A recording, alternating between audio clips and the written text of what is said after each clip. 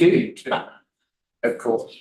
And good evening. Welcome to today's meeting of the Governance Committee. I'm Councillor Eric Pattenden and I will be chairing the meeting. Today's meeting is being held both over Zoom and with councillors present in the room. In addition to myself, the other members of the committee in attendance are Councillors Howard Wollaston, the Vice Chairman, Jeremy Cottam, Laura Coyle, David Marsh, Janine Lewis via Zoom, Chris Reed and Stephanie Stevenson. We also have Parish Council representation on the committee from Councillor David Southgate. Welcome, David. Simon Carey, Independent Audit Person, is also in attendance. Welcome, Simon.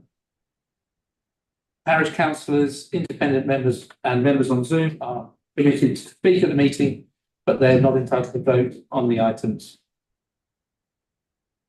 Joseph Holmes, Nicola Thomas, Julie Gillespie and Kathleen Bogos are the officers who will be advising the meeting. Ben Ryan is in attendance as the clerk to the meeting and Sam Chibberton is the Zoom host. If we hear the evacuation alarm this evening, we must leave the building immediately. Please proceed via the safe emergency exit route, which will be shown to us by the trained officers present. Please follow any instructions given by the trained officers present, and the assembly point is the car park of the Dolphin Pub. So, item 1 is apologies, and Clark, have we received any apologies? Yes, Chairman, we've received apologies from Councillor Owen Jeffrey with Councillor Stephanie Stevenson, substitute. Also received apologies from Councillor Billy Drummond with Councillor Janine Lewis, a substitute, and also Councillor Dominic Bullock. Thank you. Item 2 is the minutes. So, members, are you willing to accept the minutes of the previous meetings? I've got a question. Thank you. Point 15 says a letter to be sent to Grant Thornton expressing dissatisfaction was actually sent. I can confirm it was. You can confirm. It would be about to be sent. So it's drafted. Get the KPIs for KPMG. Yes, so to explain Councillor Williston, so I met with the Public Sector Audit Appointments Organisation after the last meeting. So the PSAA are, sorry, lots of acronyms, so they're part of the Local Government Association, and it's on our, I think, all by about 4 councils' behalves across the whole of the country. They procure external auditors for us. So I met with them to say, you know, what contracts do we have directly with KPMG, because it's they who actually do the procurement and put the contracts in place. But once KPMG are here and you get their next report, which will be their external audit plan, they should say in there, these are the dates they're expecting to do X, Y, Z audits. These are the deliverables that they should be providing to the committee. So that should then give you the ability to then say, well, like we said here, you're going to deliver that at this time. I will say I've heard nothing post-general election, perhaps not surprisingly, around what is happening with external audit in local government at the moment. My suspicion is that backstop date is probably going to get moved even further back for trying to clear the external audit back. Yeah. Good. Thank you. Any other comments on minutes? So, both Sharon. Thank you. Councillor Cottingham proposing, seconder, Councillor Reed, for the minutes of the meeting held on the 16th of April. Can members indicate by raising their hand if they agree that the minutes can be signed as a true and accurate record?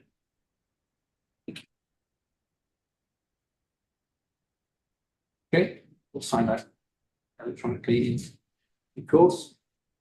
I can announce the minutes of the meeting held on 16th of April have been approved as a true and accurate record, and they will be signed. So, minutes for the meeting of the 9th of May, that was probably the shortest meeting ever. Comments on minutes or proposer and seconder? Proposer, thank you. Councillor Stevenson, second. To be aware. Exactly that one. Maybe that's why it's so short. Councillor Reid to second. The members again indicate by raising their hand to agree that minutes can be signed. Thank you. So, Abstentions? I was away. Councillor Coyle was away. Thank you. So minutes to be signed. Thank you.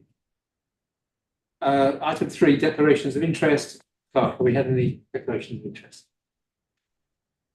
We have received a declaration of interest from Councillor Janine Lewis in regards of the fact she works for home care agency Good Oaks, Reading, West Bucks, but as we get to, she will not be voting. Okay, thank you. Thank you, Councillor Lewis. And from the floor? No, thank you. Item 4 is the forward plan. So, citizen members, any amendments you'd like to make to the forward plan? Councillor Winston. we seem to have the Q4 risk management audit and a Q1. That's all Q2. One. So the risk management report's coming through twice a year, that's what. So you get Q2 and Q4. Any other comments about the forward plan? No? So that's to be noted. I think we've noted it. Item 5, monitoring officers annual report 2023-24, conduct and ethics. If we can introduce, please. Thank you, Chairman. So I would assume that you've already reports being prepared by Sarah Clark, Monitoring Officer, who obviously sends her apologies today. The monitor is the annual report which is presented every year to the Governance Committee, considered at full council on Thursday. So just to outline for your attention that this is focused on standards complaints in relation to members, so talks through the reporting system to the Governance Committee and the fact that we have 3 independent persons, which is detailed at 5.9. We've been extremely lucky that we've got 3 experienced independent members who've been with us for a number of years and are retained for the year going forward. In addition, the Governance Committee has a special responsibility around town and parish councils within the district. So we've got an extended responsibility across our district, and we are therefore supported by, as you know, 2 co-opted parish councillors who are appointed in non-voting capacity as well as substitute councillors. Just to highlight some of the aspects of the report which may be of interest to you, and it's really around the numbers of standards complaints that are being considered, and that's when they're considered by the monitoring officer and in consultation with an independent person in the first instance, and the table 1 on it's 5.25 details the number of standards complaints that have been considered. There have been,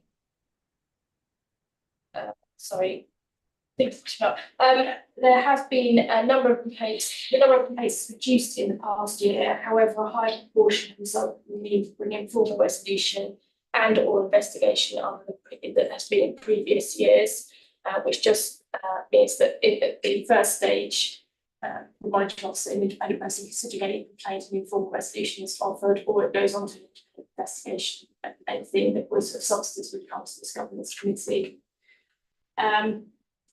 What's important though to note is that 2/3 of cases no further action has been taken, and it is for informal resolution.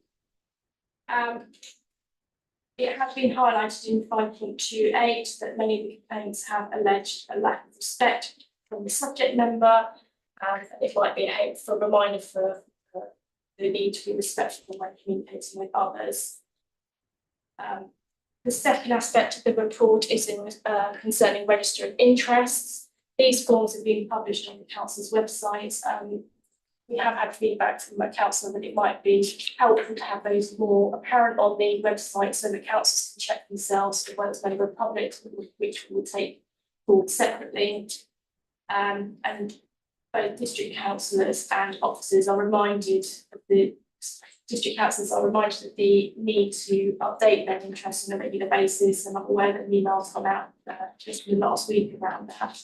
Register of interest are sent to the Development Practice Services officer. There's details of the declaration made in 5.38, and also where officers have also made declarations of any gifts and hospitality that may have been received in the last year. It's been noted that the majority of gifts and hospitalities have been declared in the Place Directorate, but that's due to be a shift of organisation of the libraries and culture now in place, that were in place now in the adults team, which is slightly demonstrated slightly disproportionate over the course of the last year. And just in conclusion, that training sessions around the code of conduct have been really well attended by members, which has been really positive, and they've been really well engaged over the last year. So I think that it's been a really positive step by members to be going forward. I'm happy to take any questions. Thank you. Any questions? I don't have a question, I do have a comment, Chair. David? Okay. Well, the point is 7.2 about reduction in the number of complaints, standards of that conduct. I mean, there are one or two complaints still working their way through the system, but they taken some time ago, and I just wanted to say that from a personal point of view as leader of the minority group, I think that the atmosphere in the council in the last year, 18 months has improved immeasurably. Enjoyable and rewarding to attend meetings, particularly things like the executive, which used to be extremely adversarial and quite unpleasant at times. And although I think I can think of quite a few reasons for this, but one is, and not the sole reason, but one is of the reasons, is the tone set by the leadership, and I'd just like to put that on record, because I do feel that from the very first meeting Councillor Dillon chaired and his successor, there has been a difference in the tone, which inevitably has led members to treat each other better, and there are fewer of those incidents that lead to complaints. Noted, thank you. Any other comments? Okay, very happy with the report, Chairman. Thank you. We'll go to item 5. Item 6. Internal audit plan 2024 to 27.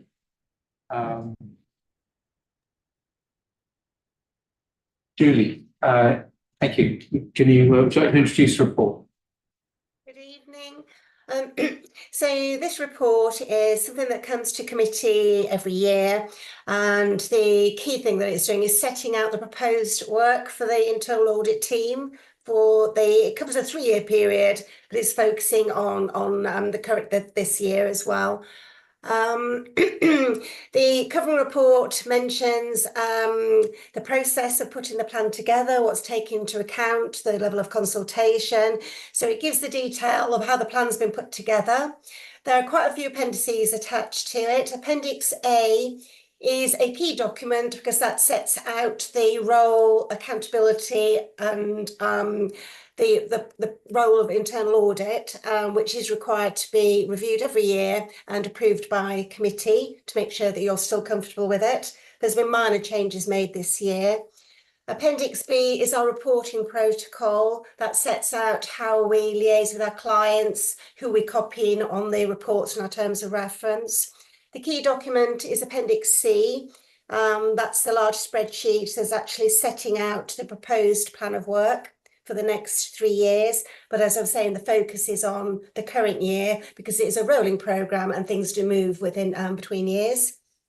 I'm required also to put together a anti-fraud work plan. So there's an appendix, that's Appendix D, I believe.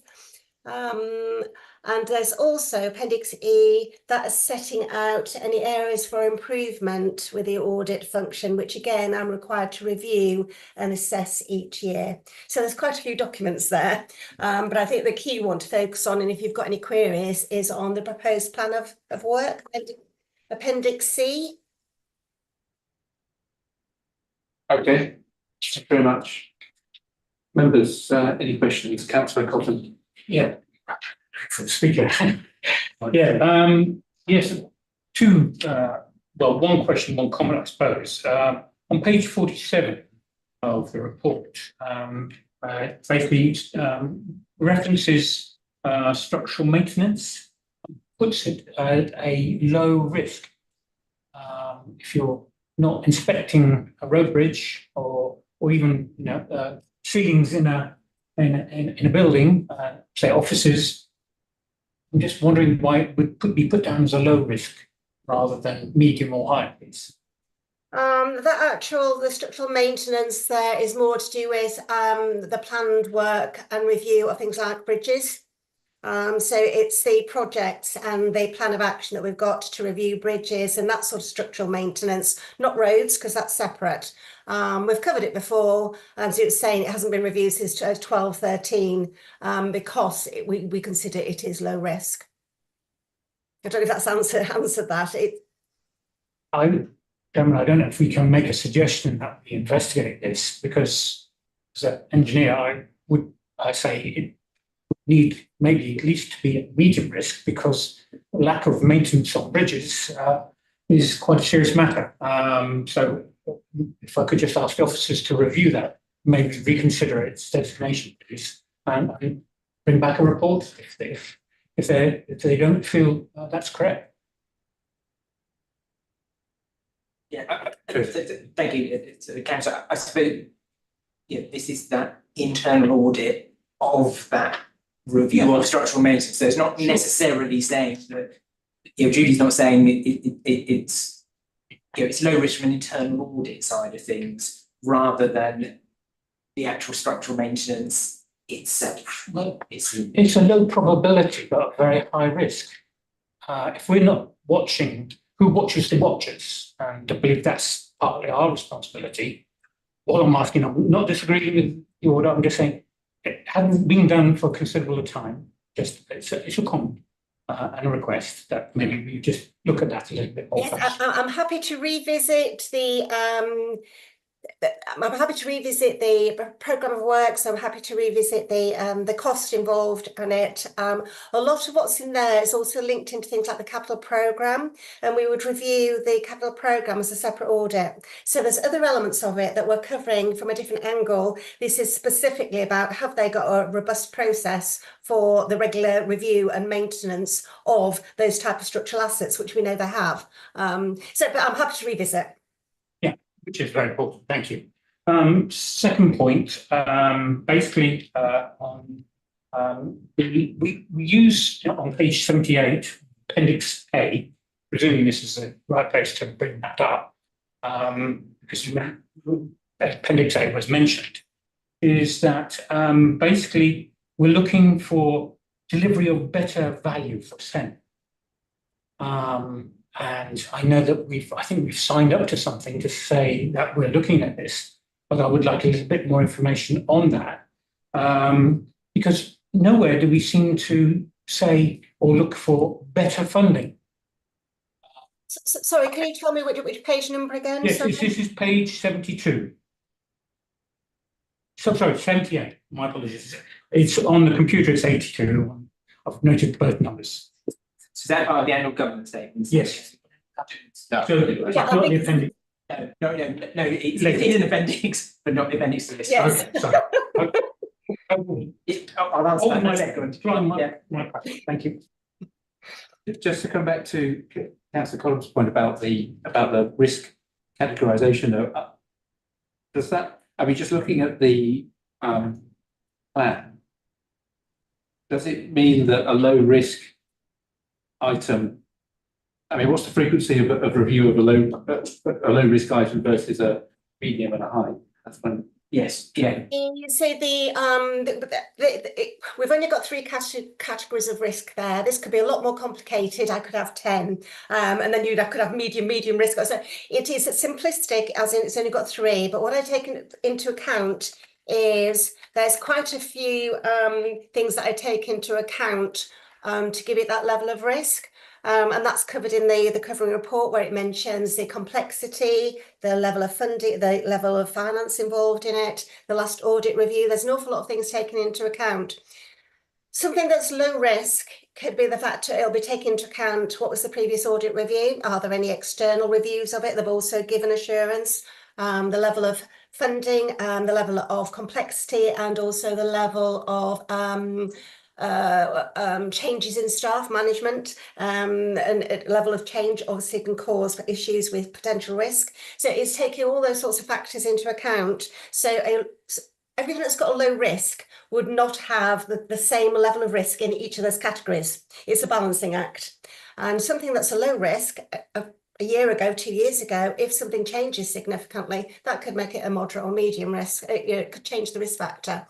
So it's at the moment, the frequency is anything that's a high risk would be covered approximately every 4 years. Anything that's a medium risk would be 7 to 8 years. Anything low risk could be 9 to 10 years plus. That frequency is based on the size of my team to be able to carry out that work, and am I comfortable in that frequency? And usually that frequency does seem reasonable. But obviously, if we had lots of things that became a higher risk, then we would have issues with being able to cover them at the required frequency.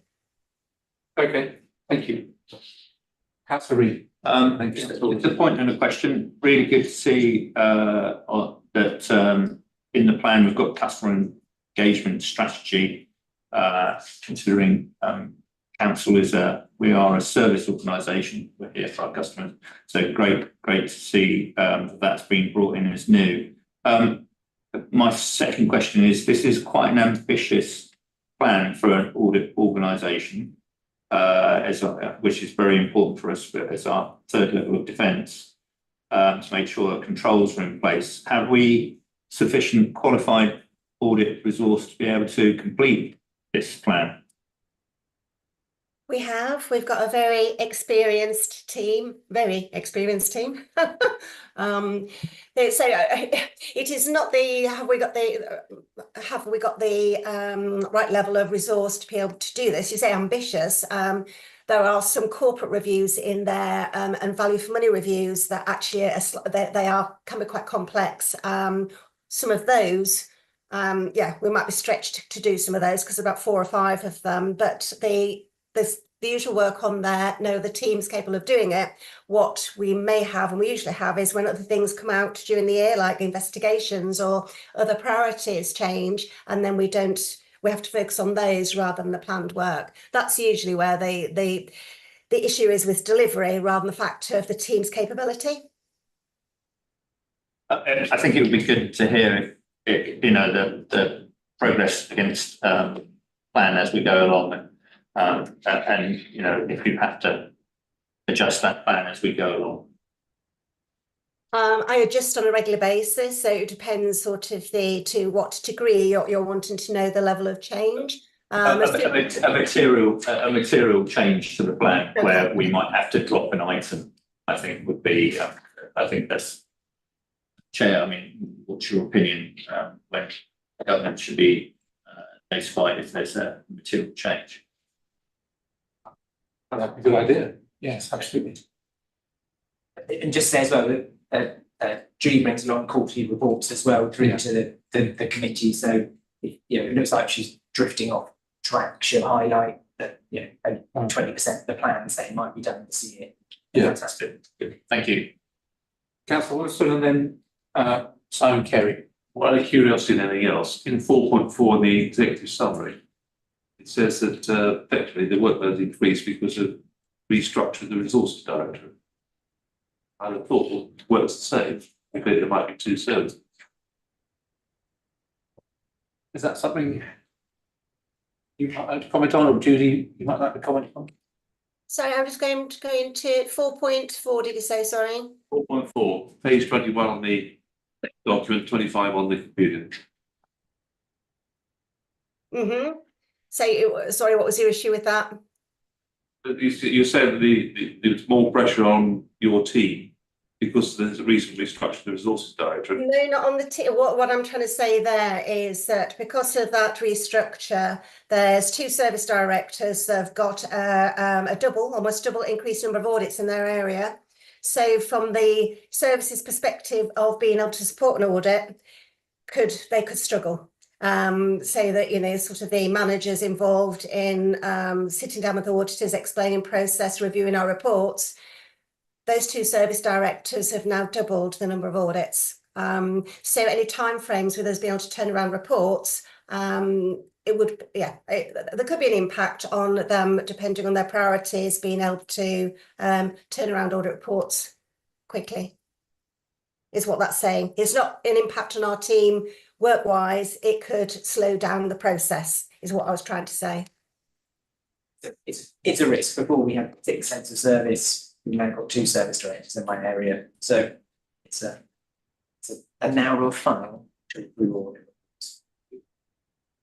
And it's the nature of the service as well. A lot of the finance, for instance, there's an awful lot of audits in finance to look at transactions. So by the nature of some of those services, they've got a high proportion of audits anyway, but now merging some of these services together, like IT. In IT, there's quite a few audits in there. They're now part of a service director. So that's why it's increased the number of audits. I'm not saying it is an issue, I'm just flagging it up. Thank you. Simon, go ahead. Evening, Julie. You just answered my first question, so I'll move swiftly on to the second. In relation to paragraph 5.6, page 22, I think the same one that's just been referred to or similar. Apologies, Simon. You tend to be a bit quiet on our end. I don't know whether you're a bit far away from the mic. It's quiet for me as well. Is it really? Right. Is that any better or not? A little bit. Yeah, A bit better. hey. I'll try and be brief then, and then I'll try and sort this out. On that paragraph, it's concerning that service directors have a say in the final draft of audit reports for the departments. It's important that the audit process and subsequent reporting remains objective and independent and impartial. And this brings into question the validity and transparency of the process, unless, of course, the correspondence between internal audit and service directors in relation to the reports is disclosed. Is that the case? Well, I think what I'm saying there is that the service director is the main client, as in they take ownership of the recommendations. Mm-hmm. Through our consultation process and our findings, we check the factual accuracy with not necessarily the service director at manager level to check it's accurate, but we also consult on the appropriateness of the recommendations if there's any issues. So we're not saying that the service directors can tell us to change the reports. That's not what that's saying. What that is saying is we liaise with them to make sure that, because we put timeframes, suggested timeframes on actions to see if they're capable of achieving those timeframes, if there's any issues. But it's not the fact of if a service director doesn't like the content of our report, we amend it. We do not. If it's factually correct, sometimes there's context missing or we're not aware of something, so we'd add context in. But, you know, if a finding's a finding, we stay where it is. But it's then just taking into account observations about recommendations. Are they achievable in the time frame we suggest? Is there any other information that we need to be aware of? But at the end of the day, we do not issue any final reports without the service director acknowledging or accepting agreement to it, because there'll be no point. So if afterwards they said, we didn't know what you meant by this, or we didn't agree with that recommendation, then following it up, it would cause problems. So that's what it means, is we need their final sign off, not the fact that we'll amend it for whatever they want. Okay, good, thank you. Thanks so much. Any other comments in this? Yeah. Okay, given all of that, we need a proposer and a seconder to approve recommendation set out on page 19 that the governance committee discussed and approved the proposed audit plan and audit charter. Thank you, Councillor Collins and Councillor Wilson. Members, can you raise your hand on the recommendation? Thank you. It's carried. So item 7 is Treasury Outturn Report for Financial Year 2023-24. And Joseph, introduce please. Yeah, Berkshire. So this standard report we have as our annual report, but a few things we to highlight interested members in here. So the first one is that it sets out our borrowing levels. So we undertook some additional short-term PWLB, Public Works Loan Board, borrowing at the end of last financial year. And if we have a look at on the table, we see what's called our CFR, capital financing requirement. We are going to need to undertake more borrowing, highly likely this year, certainly into next year, and into future years as well. So the capital strategy that members approve every March sets out that we do have an underlying borrowing need. We borrowed short term here from the PWLB, so less than 18 months, because interest rates at the moment are, we think, higher than they will be in 12 to 24 months' time. But we will then have to re-borrow that over a much longer period, but hopefully at a lower financing rate. And then secondly, there's some information here around our commercial property portfolio, and it's sort of showing a couple of things here. One, we sold one of the properties that we own at the end of the last financial year, and also you can see some of the valuations, so accounting valuation, but some of those valuations dropped at the end of the last financial year as well. And then it also sets out in here some of the different indicators as to compliance with those further in report in paragraph 7 onwards on whether we comply with our Treasury indicators. Thank you. Members, any comments? So it's Can I point out just a couple of paragraphs I'd like to ask questions on? One is on, I think it's 5.8, where it states the council's objective when investing money is to strike an appropriate balance between risk and return. And then further down, what's this, 7.2b, says compliance with approved investment counterparty limits, whatever that means. The council may invest its surplus funds with any counterparty types detailed in an approved strategy. I'm a little worried that we're thinking about returns and investing safely. Are we thinking about the people we're investing with from a moral point of view?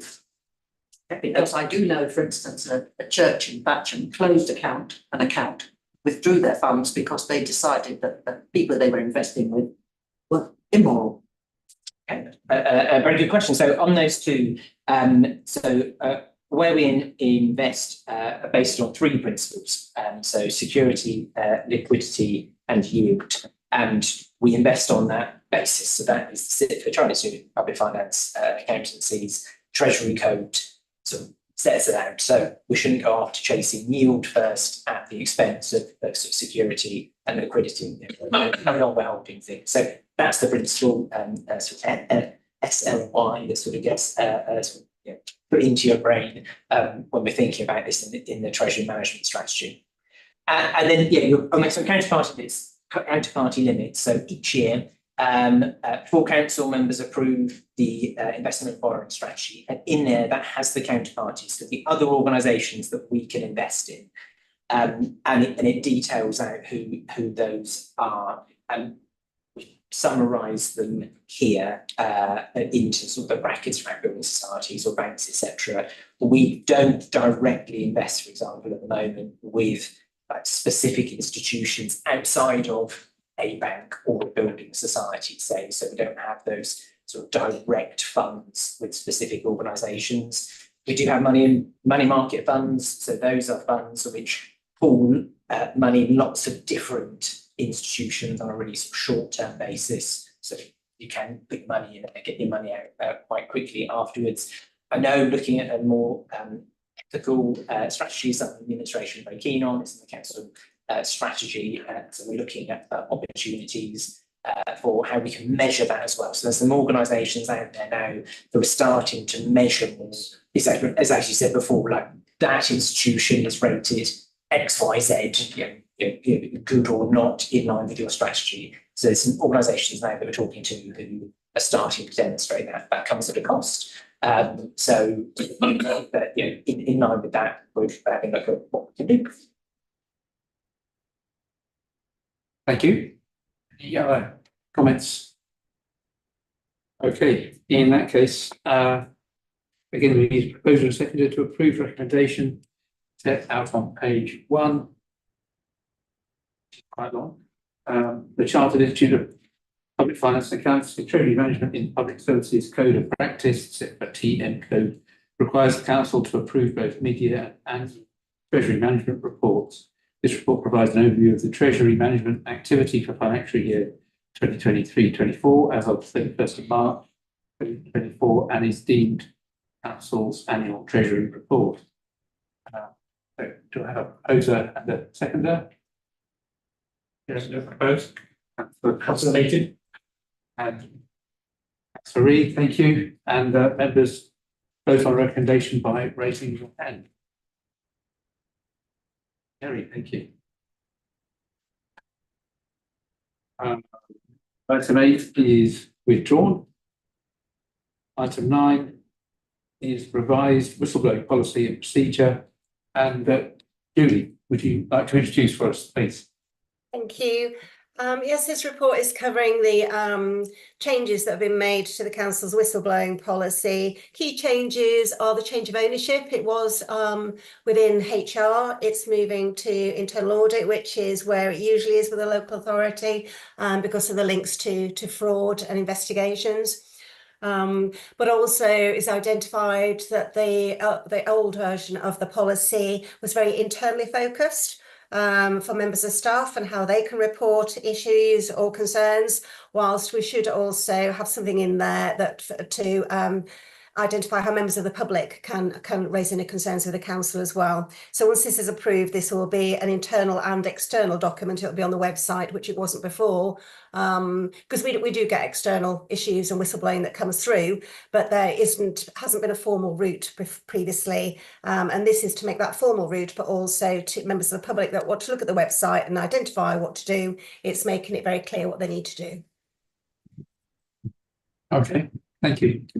Councillor Reid. So, as you said in section 4.1, that audit will provide training on fraud awareness and whistleblowing. In the commercial world, it's my understanding really that audit are basically marking everyone's homework, and of which the quality of the training for fraud awareness, it sounds like you're almost marking your own homework there. If you're saying, has everyone attended the fraud training? Has it been of good quality? Normally, I think in commercial world, it would be either the first or the second line of defence, operations, or compliance who would be running that. I was just wondering why public bodies take forward it. Is it because we don't have effectively a chief risk officer title, which commercial organisations can afford to have, as opposed to where actually risk is really run by all the senior service directors? Is that how it works? Well, that's sort of one of the reasons. It's the training should be provided by the experts in those fields, and you could argue that internal audit should be experts on fraud and whistleblowing, especially we own the policy. We do not, as internal auditors, look at all our training programmes and say, are they adequate and appropriate? Because some of them we wouldn't know. Social care, we wouldn't know is to what degree they cover professional standards and requirements. So we wouldn't look at that level of detail on whether all our training is fit for purpose. So us providing this training, I can't see an issue with it. Who would comment on the quality? Well, we'll be providing training to members as well, so you can tell me what you think about the quality of it afterwards. But on a serious note, it's the fact of most council's audit teams, or the fraud. Who else is there that can do it? This sort of like the whistleblowing policy, it's owned by us. I review it and manage it, as well as the fraud policy. because it's the nature of the work we do, but also you've got limited professionals in that capacity. We do not have any internal other investigation teams that can do this sort of work or provide the training. So there's two elements. It sits well with us because that is the basis of our professional qualifications and experience, but also we're not a big corporate commercial organisation that's got that a risk management team or whatever that can provide this to give that second and third line of defence. Okay. Sounds that's a good answer. Sorry. Yeah, no, and you asked the question, Councillor Reid, around that chief risk officer as well. So we have lots of kind of like statutory titles that the councillors go out the head of paid services, the chief executive. You have one monitoring officer, myself, monitoring officer Sarah, your chief internal audit officer, who's sort of Julie. Chief risk officer isn't one actually, interestingly, which is a statutory one. So Captain kind of performs that as our risk lead. But yeah, it's an interesting one that it's not one which is sort of one of you must have Statutory. Yeah, you must have this. Brilliant. No, great answer. Thank you. I'll just add to that. Well, it was an interesting point that Joseph mentioned because previously the chief internal auditor was also the risk manager. The two roles were actually merged. But good practice, because of risk management and that independent review of risk management, they were separated. And that's why Kathleen is doing that role now, so that we can audit it independently. But providing training, that's not quite as significant or having that need for that separation of duties and that independent oversight as there would as the whole risk management process. You've got a point. I mean, we couldn't comment on it because we're providing it, but you could argue that, well, hopefully that because of our professional expertise, if we can't get it right, there'll be something wrong. It sounds like the right answer and an effective and efficient way for a small council to deliver. Is that on the subject of risk, Councillor Marsh? No, it's on the subject of the whistleblower policy. Can I just take Kathleen? Yeah, his hand up. Okay, no. Just wanted to add really that if you look at our risk management strategy, it's describes in there the different roles that we have in the organization, and the performance and risk manager, which is my post, performs most of the duties of the chief risk officers in a sense for West Berkshire Council. Okay, thank you. Okay, thank you. Councillor It's just that it says the policy applies to all council staff. I'm pretty sure that my school has, among its many policy documents, has its own whistleblowing policy school website. And if that's the case, I'm just wondering what the relationship is between the two. So, for example, if you're a teacher and you wish to complain under the policy, do you use the form that we're seeing before us, or would you go through the school's procedures? The schools are different, and it should be. Most of the council policies say that they apply to council employees except schools, and that should be in this one as well. Didn't see that. It might be there. Schools can adopt the council's policy, but they don't have to. But they should have their own whistleblowing policy, but they don't have to adopt this one. So if there's any whistleblowing issues within a school, that would be within the school's remit to manage. It wouldn't come through the council because they have their own governance and their own whistleblowing procedure and policy. Yeah, thank you. Can I follow on from that, Julie? I mean, if it did come through the council rather than the school, when it was a school issue, you know, what would happen in that circumstance?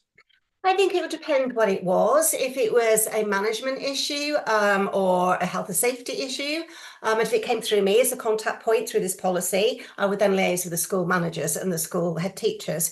If there was allegations of potential fraud, which we would do on behalf of schools, if there's any fraud allegations, we would get involved. Then I'll take that up and go and run that with the fraud policy.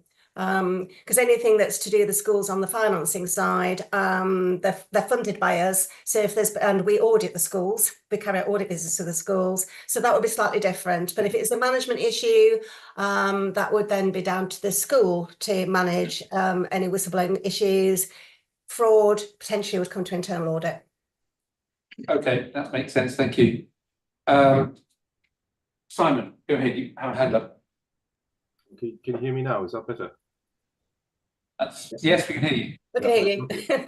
Yeah, Julie, I note that the policy is geared up mainly for workers and they're defined in the actual policy itself to report their concerns. And I also note that members of the public are actually mentioned in the policy. Is guidance published or will guidance be published for such concerns to be raised by the public?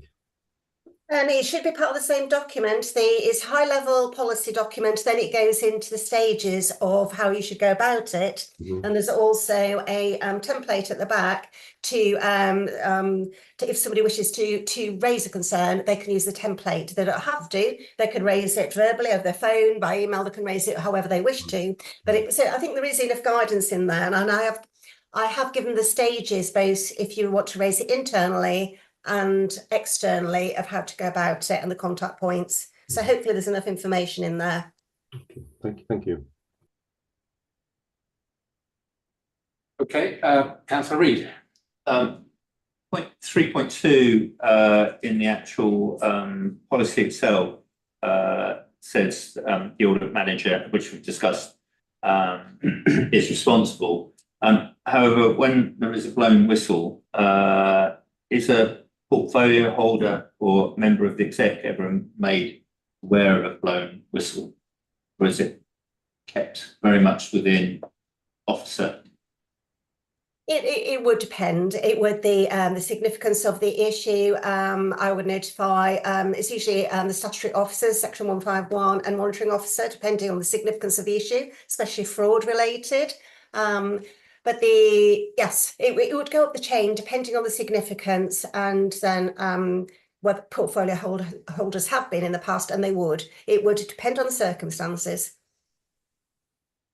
Sorry, I've got a few more other ones. Sorry, it's happens to be my passion in life policy. 8.3, anonymous concern by email. Does the council actually provide access to anonymous accounts? Sorry, which one was that one? 8.3, where an anonymous concern is received by email, council actually provide access to anonymous accounts? No, we don't. We had the discussion about this with operations board. No, we don't. And whether there's pros and cons for having that facility. If you receive anonymous whistleblowing, especially if they don't give enough information, you can't always investigate. You can't do an awful lot with it. This option, somebody doesn't have. They could write in. They could set up a separate email address. So there are ways that they could do it that are still anonymous. But we do not have and there's a telephone line. We're going to have a helpline as well, where they can ring in, and they don't need to say who they are. So that there will be options to do that. But there's pros and cons of having this email address that comes in, and then it anonymizes anything. And from what I've seen, when I've Googled good practice, that is not necessarily the way to go because of the issues it can cause. Okay, thank you.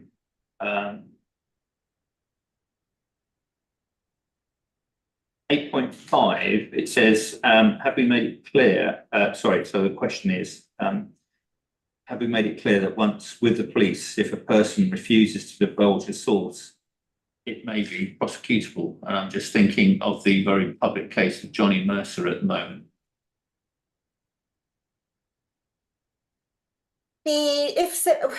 We're not likely to go to the police for, or it's never happened before. If we have an anonymous whistleblower and they wish to remain anonymous, we'd probably not be able to get to a stage to investigate it, to get the evidence to actually go to the police with it. These are usually where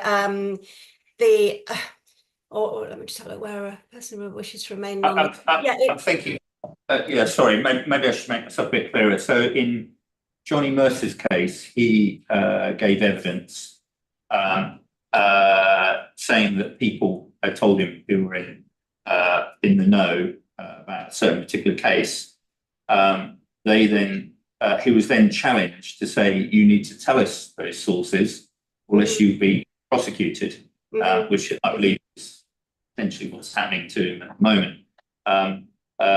Again, maybe we should be making it clear with people right at the beginning, if it is a serious allegation and they don't give the source, if given to the police, they themselves may be prosecuted for not saying who those sources are. Yes, if that situation ever arose, we wouldn't have the power to make them tell us. So it's just a case. I would need to make a decision of whether the significance of the issue, and if they couldn't tell us, it would be the case of if I didn't have enough information or evidence to be able to give it to the police probably would not be able to pick it up because they wouldn't be able to investigate it. So it would depend on the significance of the issue. Valid point. It's never arisen before. And we do not get that many cases a year anyway. I would say two to three whistleblowing.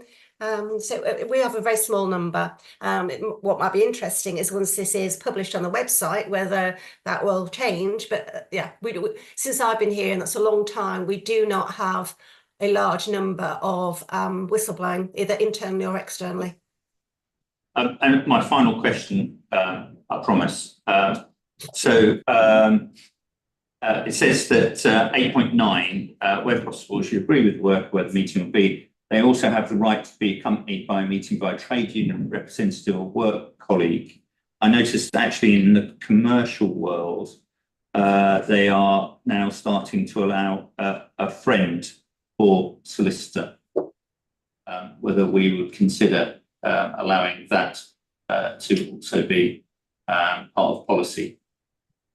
We could, but I think that's a wider question because this is the HR stance is trade union representative or work colleague. That's what we say in all our HR policies about disciplinary procedures and that sort of thing. So if we were going to widen it and broaden it out, it wouldn't just be this policy. That would need to be a council, about across all HR related policies, whether we'd want to broaden that out. I wouldn't have an issue with it, but this is only one element of a situation where a worker may want representation.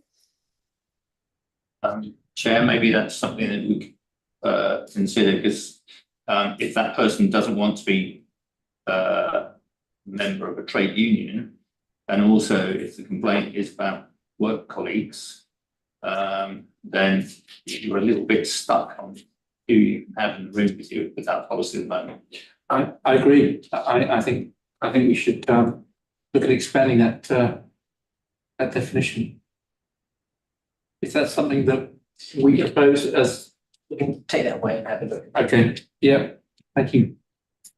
And that's me. And to be honest, regarding the comment you made about 8.5, I mean personally, I think even though it may not happen very often, or maybe it's ever happened in the past, I think it would be incumbent on the council to say to somebody, if you don't divulge your sources, then you may be prosecuting yourself. I think that would be a reasonable thing for us to add here as well. Perhaps we could look at that too. Thank you. Any other comments on? Okay, thank you. David, go ahead. One really for Julie. At the very beginning in 1.1, you talk about fraud, misconduct, or wrongdoing, which seems to be quite a good sort of general set. When you come down though to your pro forma, please set out details of the potential wrongdoing you wish to raise.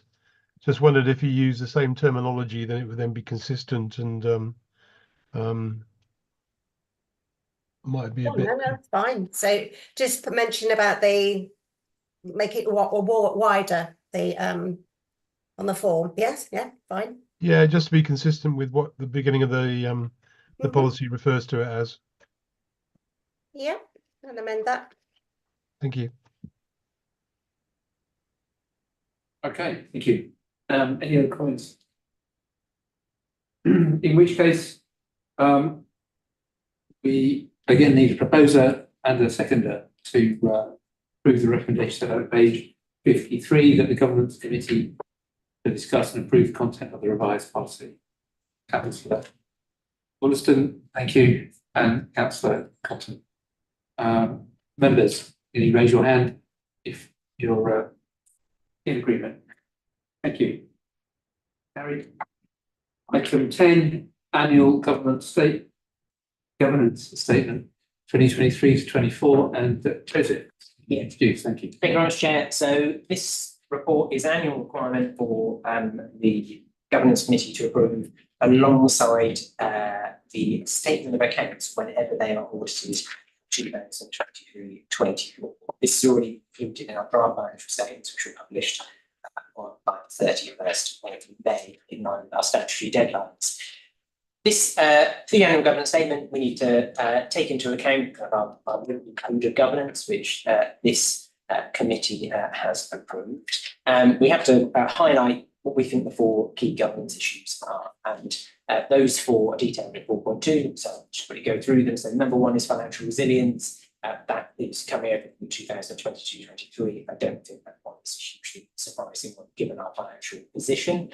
The second one has been raised earlier, is around delivering the Better Value programme on special education needs disability services. The third one is ensuring that we deliver and expand our transformation programme, and that's kind of linked into both the first and second.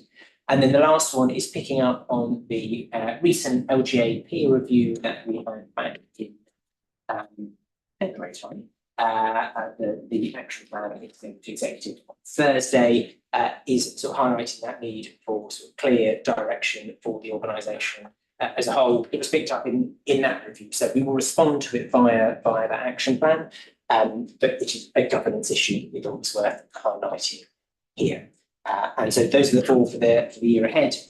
The 3 that we looked at last year, some of those have continued, some haven't. So the two that dropped off is staff recruitment and retention.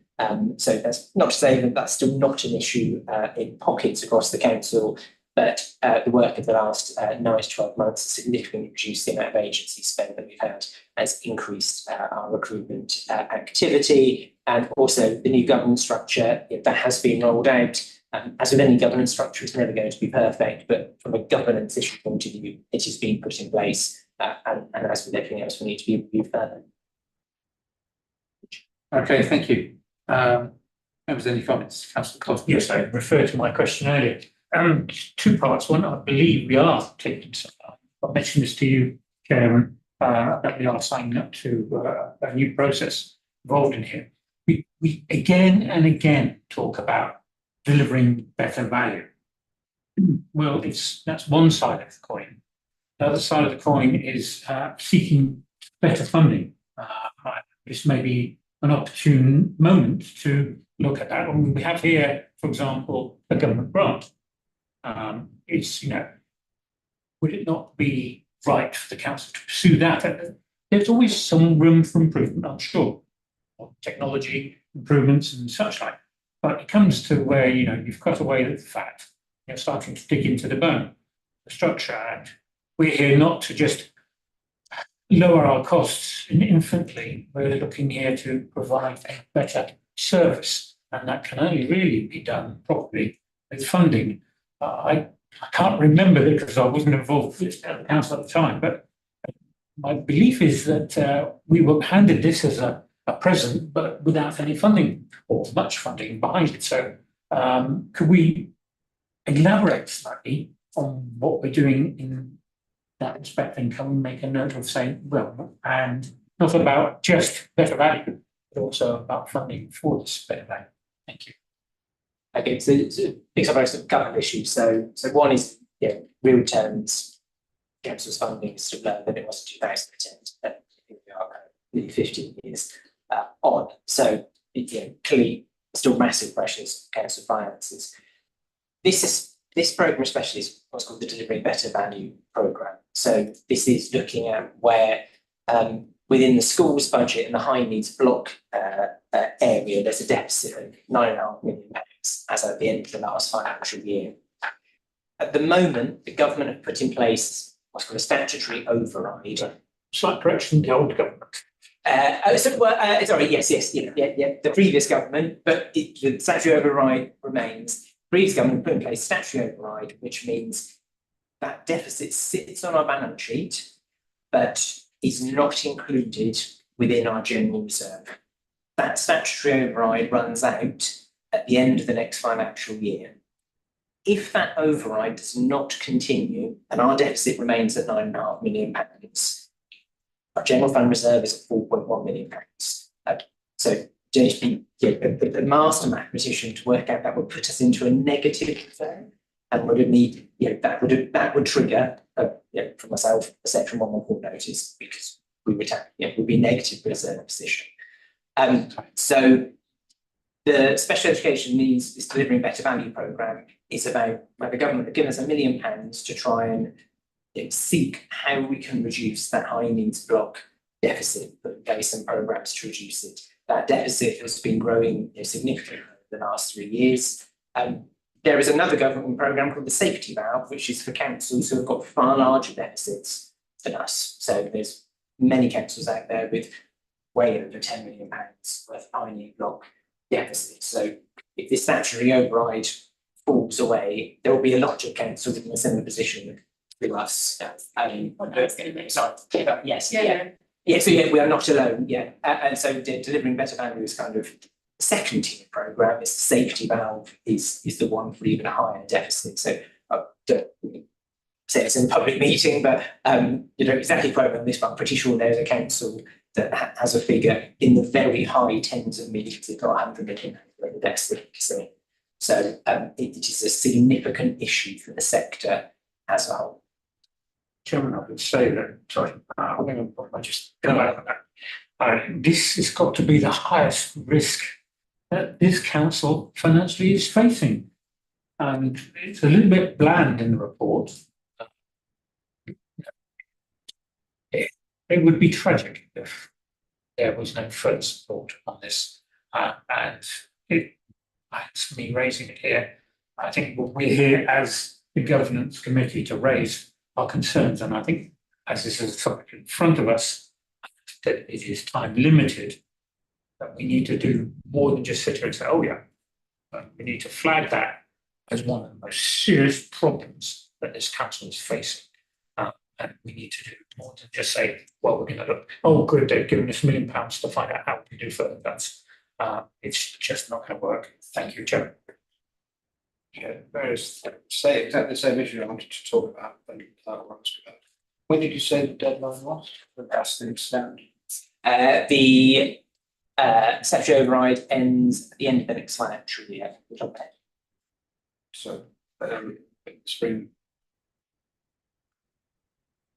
I think that we don't know, there's a new government, but in principle they are more supportive of the idea of funding local government adequately than the previous government. But that's not going to happen overnight. I mean, do you have a sort of, without holding you to it, do you have a kind of feeling that, bearing in mind there are so many local authorities in the same position or work position, that something will turn up?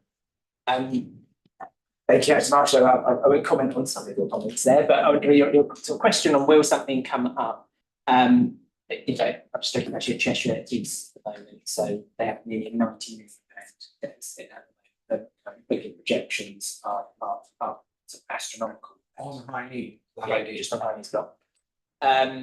So if the government absolutely can just extend that statutory override, all that will do is pushes the problem out. The underlying problem is a lack of funding coming into the system for the high needs block deficit. The other thing is linked to our treasury management strategy as well.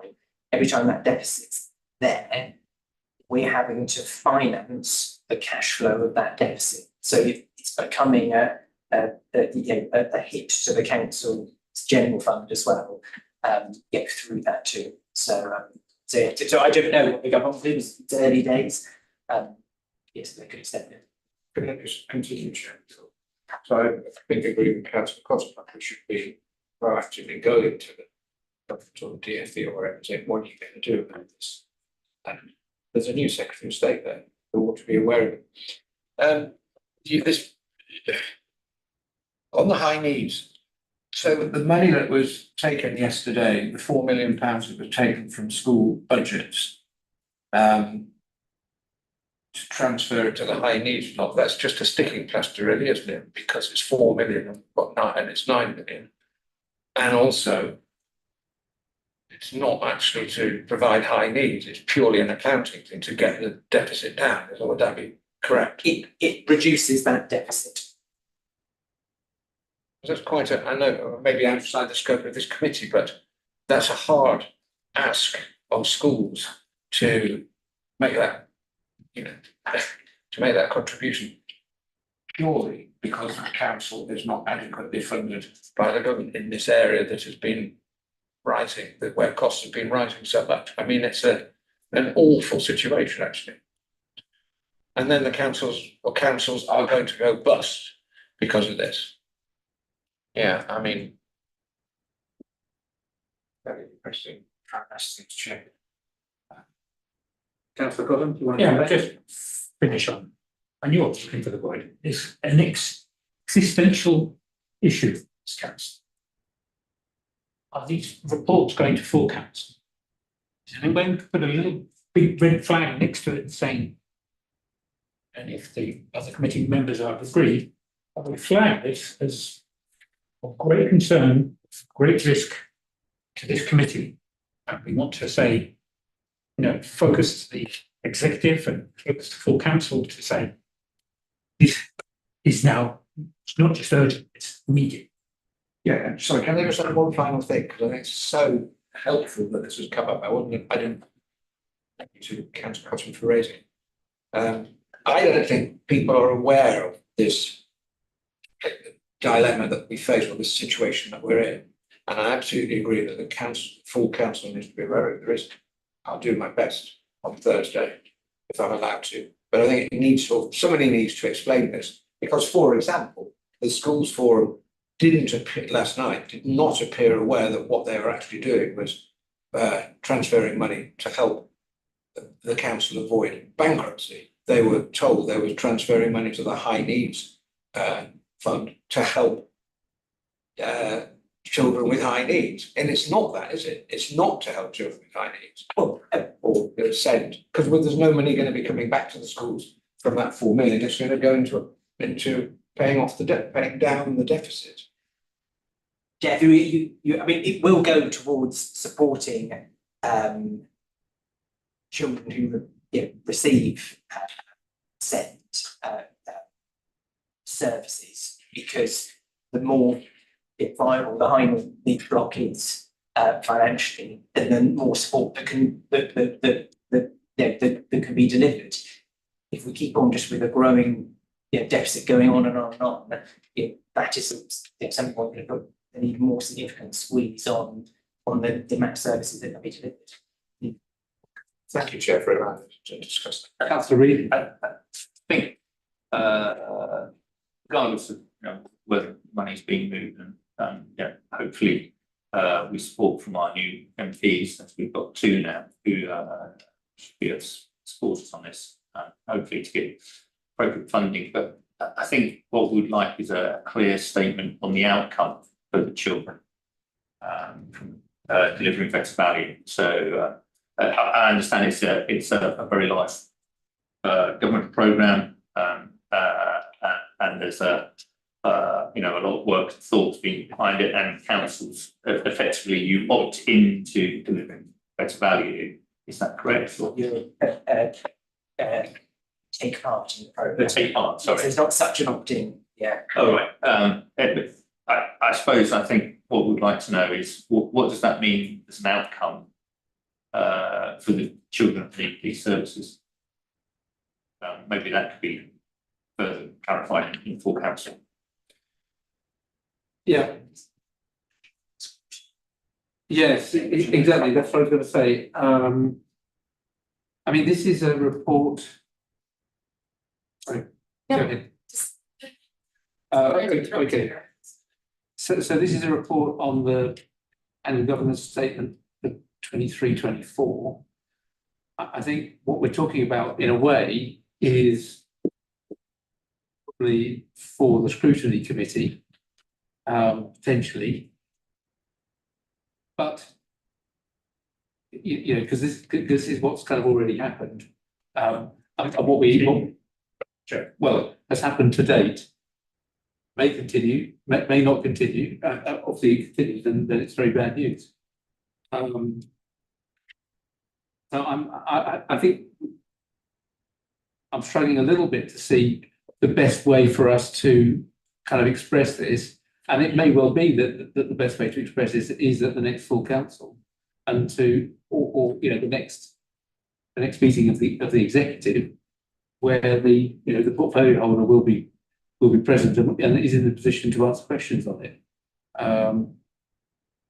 Chair, is this committee empowered to, for example, request that that the portfolio holder does include some sort of report on this issue to the next executive meeting, which actually is quite soon, so it may not have the timetable. It's just a thought. I don't know. If whether or not we're going bankrupt or that was section 114, that would have thought that was worthy of some sort of discussion. Certainly within the remit of the governance committee as well. I just wanted to come back to what Lisa was saying about other councils, because I think in terms of understanding the risk, particularly the public looking at a document like this, understanding the risk the council's facing, it would be helpful for it to be put in context, because this is something, I mean, it was on the news the other day, it's facing many councils, and many are in a much more dire position than us.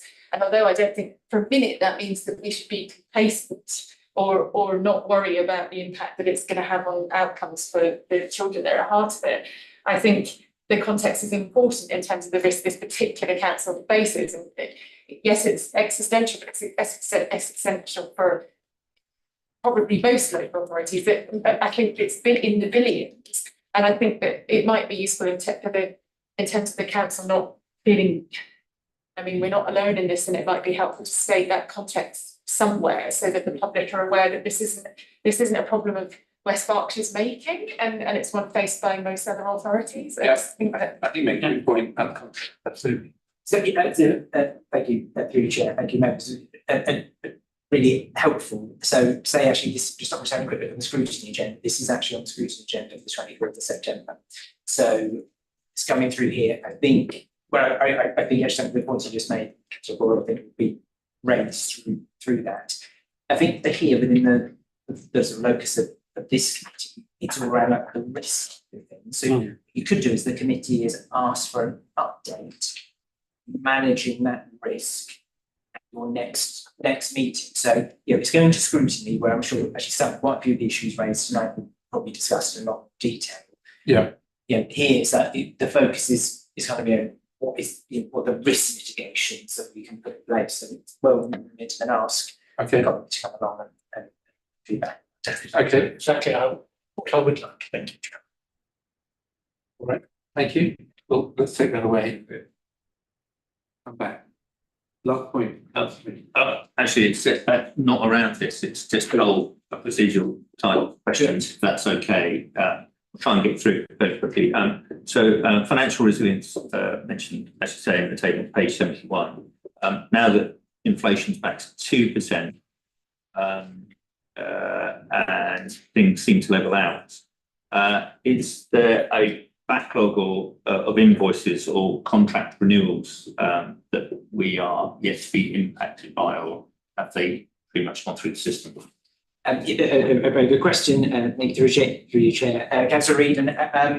So, not a backlog of invoices. However, there are still a number of suppliers who wish to be paid far above inflation that we're having active negotiations with at the moment, highlighting that the inflation rate has indeed gone down. But some of the markets that we are working in have quite low levels of supply out there. So some of that market dynamic gets played out in some of those inflationary requests that we have. So in many of our contracts, this is good news. Inflation has come down. But in parts of the markets that we work with where there's low supply, there are still significant inflationary demands and pressures. Just to carry on that table, there's a bit where it says children's social care in 2022, 1x in April 2024. Is 1x mean anything? Was that X meant to be instead of a character? Yes, so I think it's reduced to 14%. Oh, 14, okay. I was just wondering if that's as a document of record, if that could be changed.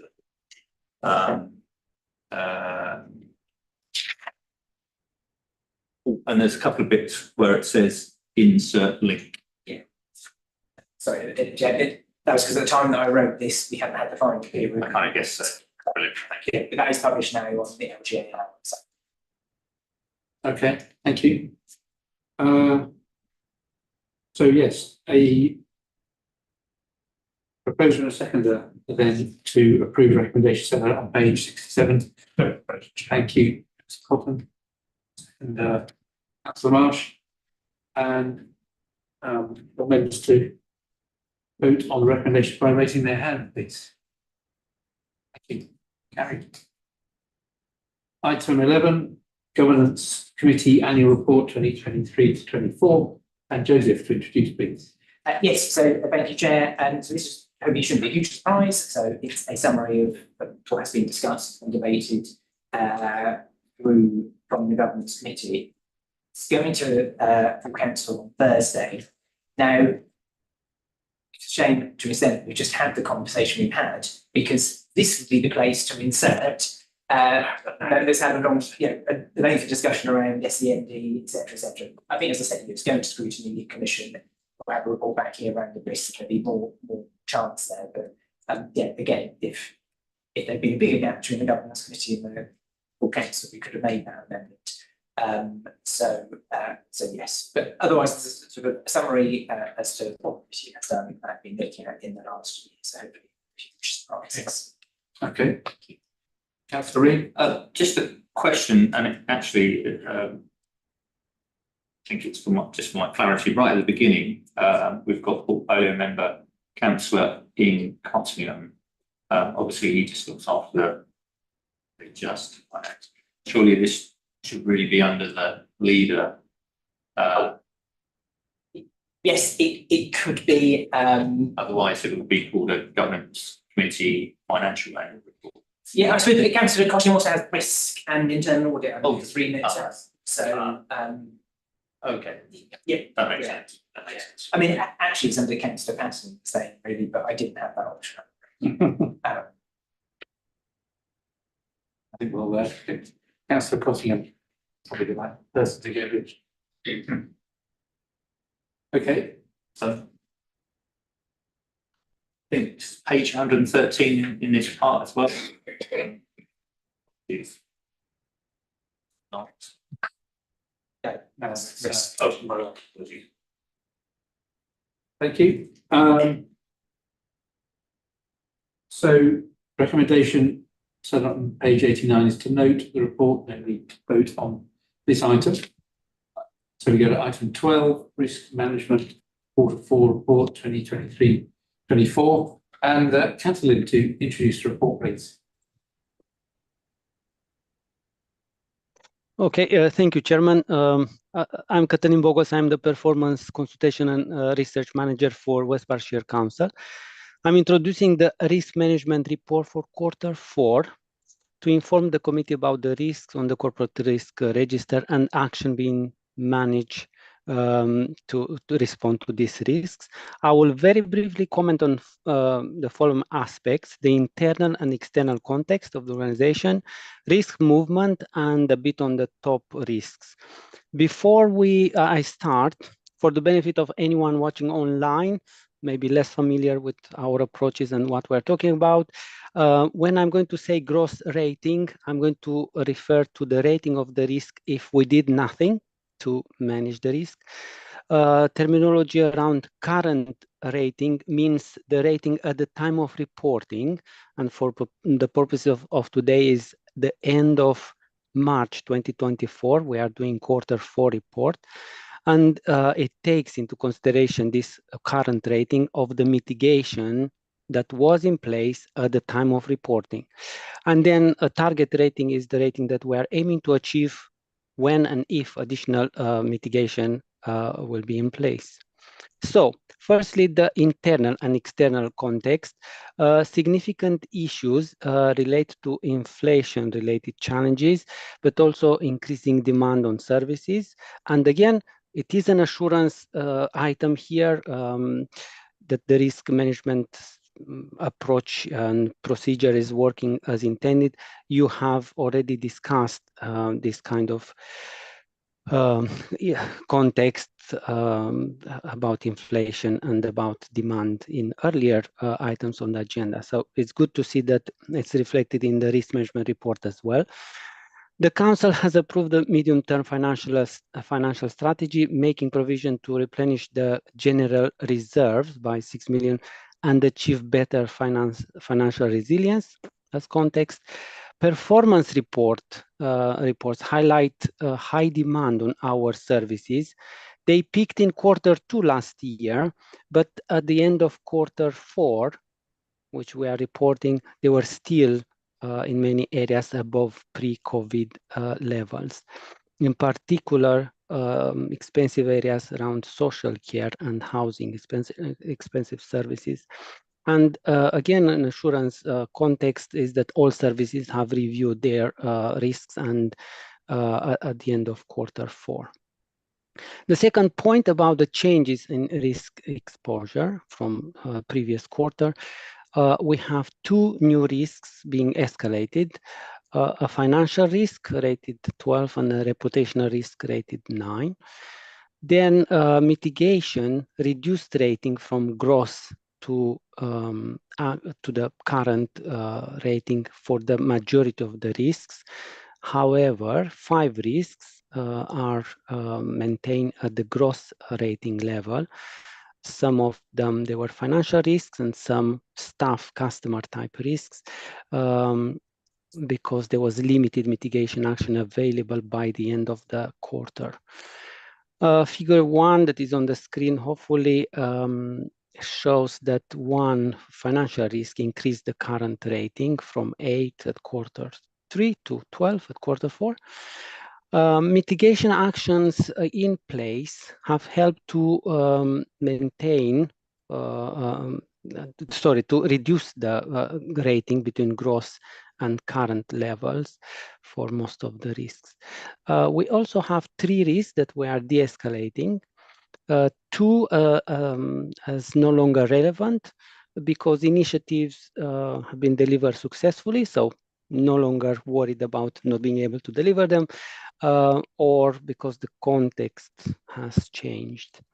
And 1 was de-escalated because additional mitigation was put in place that reduced the assessed risk rating. To conclude and provide assurance, risk on the corporate risk registers have been updated for Q4. Links have been made with the new council strategy. Mitigation action is put in place to reduce risk rating from gross level to current level and preventing all except 1 of the risk on the corporate risk register to increase current rating from 1 quarter to another. New risks are being identified, 2 escalated, as I said, to the corporate risk register, and 3 have been de-escalated. I will stop here for this point, and I'm happy to take any questions in this part of the meeting. Okay, thank you, Kathleen. We did miss about 15 seconds of what your of what you said earlier, but I think we're okay unless anybody has any issues with that. So we're obviously going to go into specific detail in item 14 in part 2, but does anybody have any questions at this point of the meeting? No, okay, well, we're saving it all for later. So thank you, Kathleen. And recommendations set out on page 95 is to note the report only, so no need to vote. So we go to item 13, exclusion of press and public.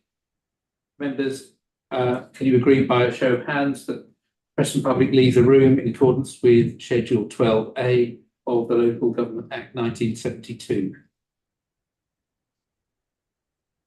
Thank you.